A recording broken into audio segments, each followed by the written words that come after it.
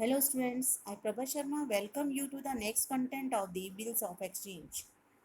I will tell you today about the advantages, types of bill of exchange, acceptance and the date of maturity and the uses of the bill of exchange. First, you may see the advantages of the bill of exchange. Number 1, the bill of exchange is used for the settlement of debts, settlement of loan.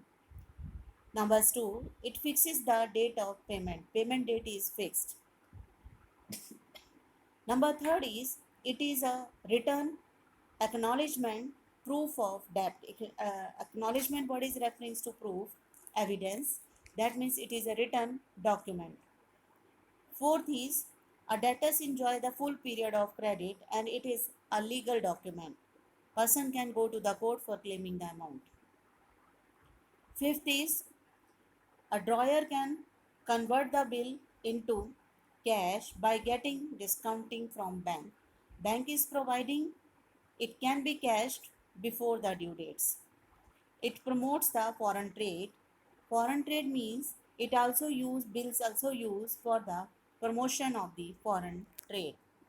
So I think these are the advantages: settlement of debts, date is sure, written documents, legal documents, and can be discounted from bank, and then promotes foreign business. Now you may see here the types of the bill of exchange. The bill of exchange is to be defined with the payment payable at sight, or you may say payable on demand. Next is the payable after a certain time period, called as term bills. Now first is the acceptance of the bill of exchange. The DROI word is referring to the customer. The customer signs across the face of the bill, that means without the word accepted. When it is the write the word accepted, that means this denotes his acceptance of the bill. In the simple way, the acceptance will be given by the DROI. This acceptance can be two types, one is general and one is qualified. But the journal is referring to accept to pay the whole amount as mentioned in the bill without any condition. Or in class 11, generally the unqualified or the general acceptance of bill of exchange is standing. Qualified means conditions can be imposed regarding the tenure, regarding the amount, but this is not the part of your syllabus. So generally the acceptance of the bill of exchange in class 11 promoting to the general acceptance. Now, how to calculate the date of maturity and what do you mean by the date of maturity? The date on which the amount of bill is payable, that is called as the date of maturity. Now, the date bill can be payable at sight. Payable at sight means when it is represented for the payment or the demand. Second is a term bill. Term bill is referring to when it becomes due when the period of the bill is over, and so the 3 grace days are added.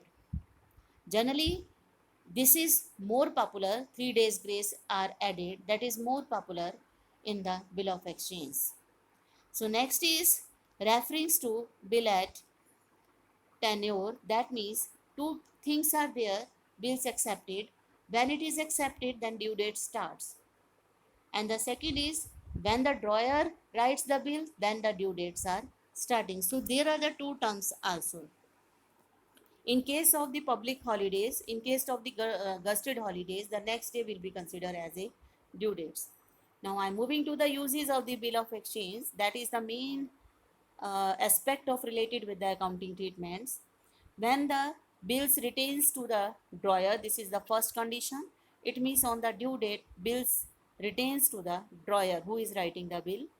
In the second case is bill discounted, then bill is to in the hand of bank, means so called as discounting the bill from the bank on the due date. The amount is bill is up to the bank. Now the endorse case is referring the on the due date bill is in the hand of endorsee. Last is sends only for collection. It is not a part of endorsement and discounting. So these are the numerical aspect. Now we're going to start with the next aspect. Now these are the uses of the bill of exchange and the methods of the bill of exchange. Thank you.